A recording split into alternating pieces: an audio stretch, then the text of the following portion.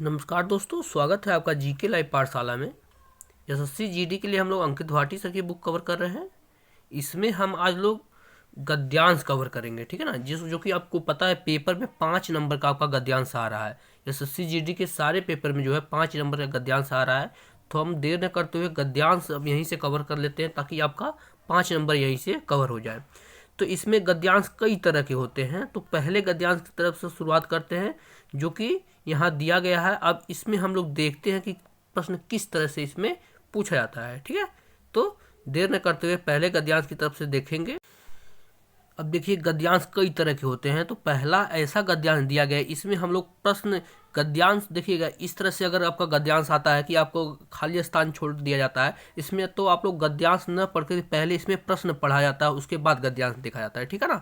देखिए इसमें प्रश्न दिया गया है, गद्यांश संख्या रिक्त एक के लिए उपयुक्त शब्द होगा। तो अब देखिए रिक्त एक में क्या दिया गया है आपका, आज अनेक भाषाओं में अनेक समाचार पत्र बाजार में उपलब्ध है। मनुष्य की कौन सी विशेषता है, पहला। तो देखिएगा इसमें क्या दिया गया है, तो मनुष्य की जो है पहले का यहाँ पर डी भरेंगे, क्या है, स्वभावगत, ठीक है ना। इसमें हम स्वभावगत भर देंगे तो हो जाएगा मनुष्य की स्वभावगत विशेषता है उसका। अब देखिए उसका के बाद दूसरा प्रश्न क्या दिया गया है, दूसरा प्रश्न यहाँ से देखेंगे।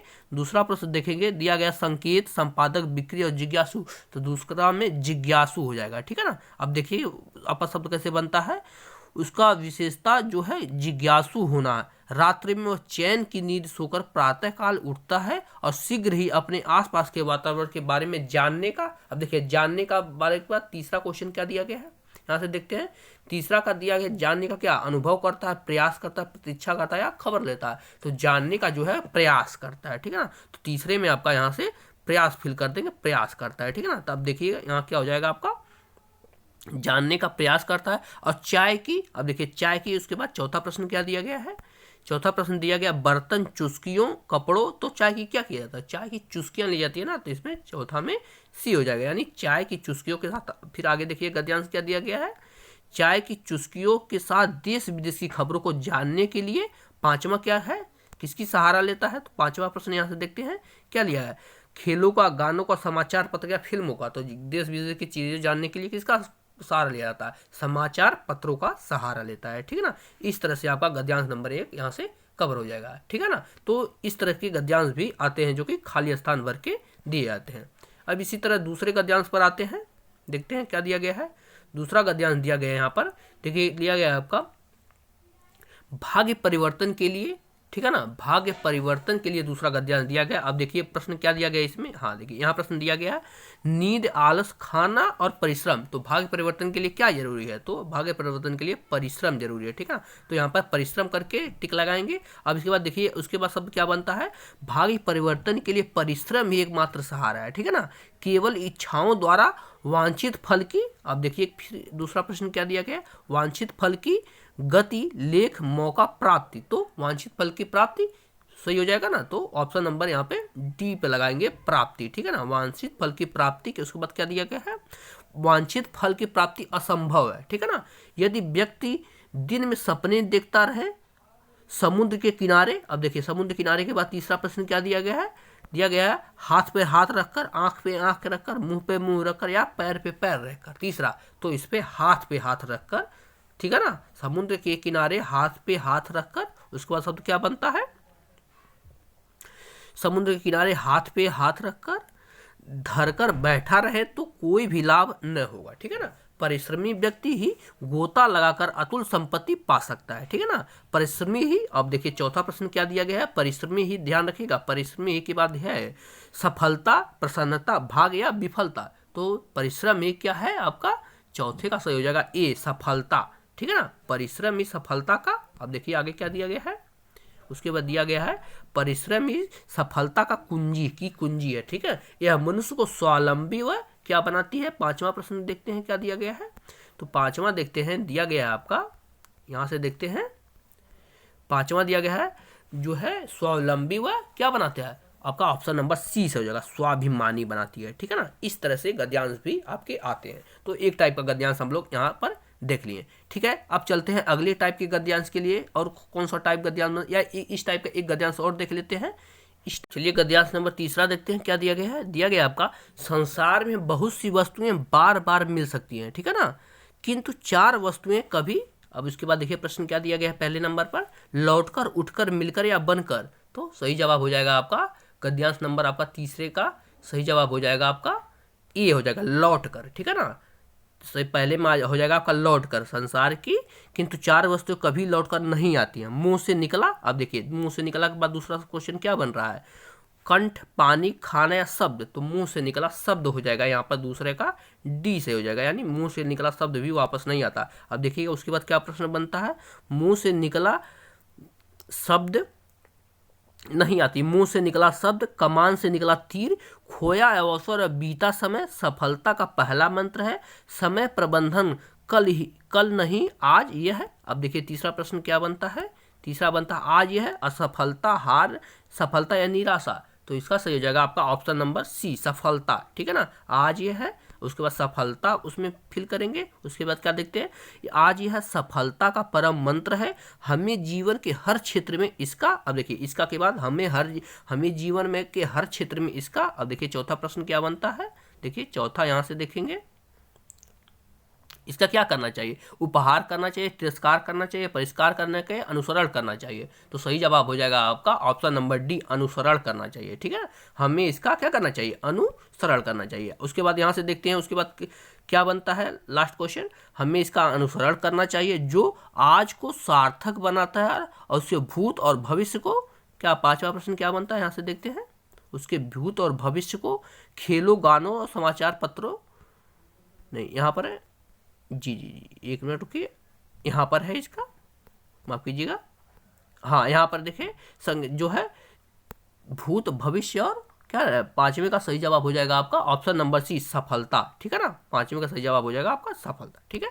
तो इस तरह से आपका हो जाएगा ये क्वेश्चन नंबर तीसरे का जो है पांचवें का सही जवाब। अब देखिए इसके बाद हम लोग आएंगे अगले गद्यांश पर, किस टाइप का गद्यांश आता है, ठीक है ना। अगले टाइप का गद्यांश ये है कि देखिए नॉर्मल गद्यांश जो कि हर पेपर में आते हैं, गद्यांश को पढ़कर आपको सीधे सीधे आंसर देना रहता है। तो इस गद्यांश को हम लोग एक बार पढ़ते हैं। दिया गया है आपका, जल का जीवन से बहुत ही महत्वपूर्ण संबंध है। हमारे शरीर में 3 भाग पानी जल का है, 3 भाग जल का है यानी पानी का है, उसी प्रकार धरती पर 3 भाग जल का है, ठीक है ना। जल के कारण हरियाली है और हरियाली से ऑक्सीजन की प्राप्ति होती है, ठीक है।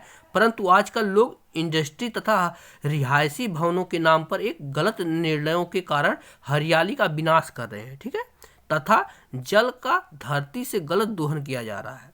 जल ही जीवन है और बिन पानी सब शून्य, ठीक है ना। यानी जल के बिना हम जीवन की कल्पना नहीं कर सकते हैं। जल के बिना सारी पृथ्वी का पर्यावरण दूषित हो जाएगा तथा पृथ्वी रहने लायक नहीं रहेगी। इस कारण पृथ्वी मानव विहीन हो जाएगी, ठीक है ना। ये आपका गद्यांश है, ठीक है। और इस पे प्रश्न कैसे बनते हैं चलिए देखते हैं। देखिए दिया गया है इसमें क्या है प्रश्न आपका, दिए गए लेखांश का उचित शीर्षक लिखिए। तो इसमें क्या बताया, जल के महत्व के बारे में बताया गया ना, तो इसका शीर्षक हो जाएगा आपका जल का महत्व, क्योंकि जल के महत्व के बारे में ही इसमें समझाया गया है, ठीक है। अगला प्रश्न देखते हैं, धरती पर कितना भाग पानी है। देखिए अब बिना गद्यांश पढ़े हुए इसे बता सकते हैं। तो सही जवाब हो जाएगा आपका ऑप्शन नंबर सी, बी से हो जाएगा आपका, धरती पर 3 भाग क्या है, जल का है, ठीक है ना। 3 भाग आपका जल का है, ऑप्शन नंबर यहाँ से बी से हो जाएगा।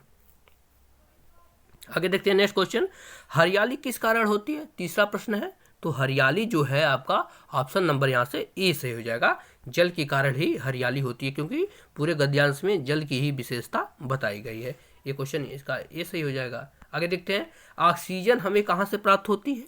तो आपको पता है जो आपका ऑक्सीजन है वो हमें क्या है, जो है जल से प्राप्त होती है, हरियाली से प्राप्त होती है, फूलों से प्राप्त होती है, प्रदूषण कम से प्राप्त होती है। तो ऑक्सीजन हमें जो है हरियाली से भी प्राप्त होती है, फूलों से भी प्राप्त होती है। तो आपका ऑप्शन नंबर यहाँ से बी से हो जाएगा, हरियाली से प्राप्त होती है। चौथे का सही जवाब जो है हरियाली से हमें जो है ऑक्सीजन की प्राप्ति होती है। आगे देखते हैं 5वें नंबर का क्वेश्चन, देखते हैं क्या दिया गया है। 4 क्वेश्चन इसमें थे, तो इसमें 4 ही क्वेश्चन थे। अगला गद्यांश पढ़ते हैं, 12 नंबर का गद्यांश देखते हैं क्या दिया गया है। दिया गया आपका, भूषण महाराज ने विषय और विशेषता, देखिएगा भूषण महाराज जो थे ने विषय और विशेषतया नायक चुनने में बड़ी बुद्धिमत्ता से काम लिया, ठीक है।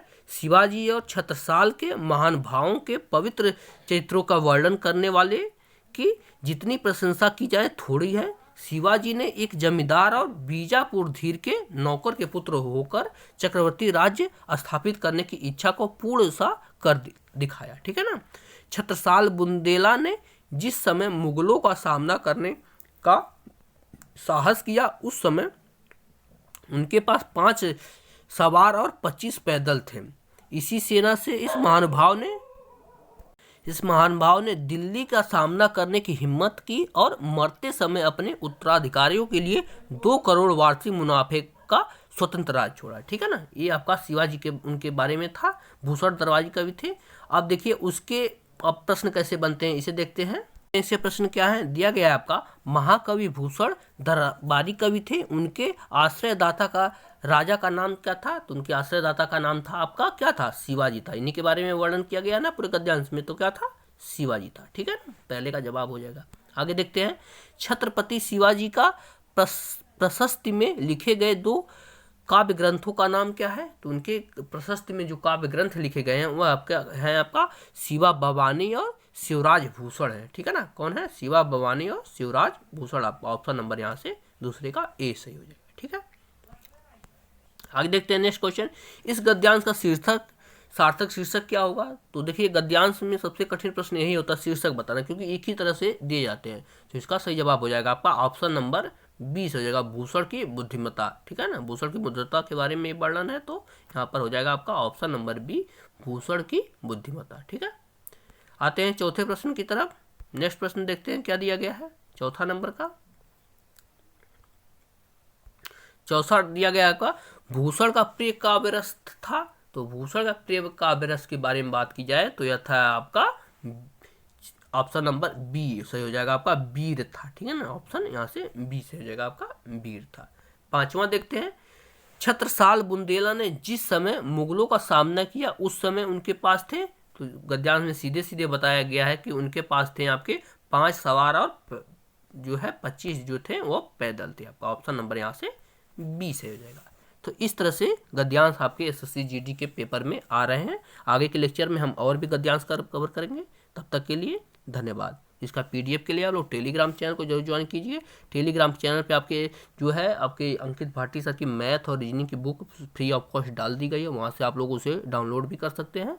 तो टेलीग्राम से जरूर जुड़े। टेलीग्राम का लिंक हमारे डिस्क्रिप्शन बॉक्स में डाल दिया गया है। मिलते हैं अगले क्लास में, तब तक के लिए धन्यवाद।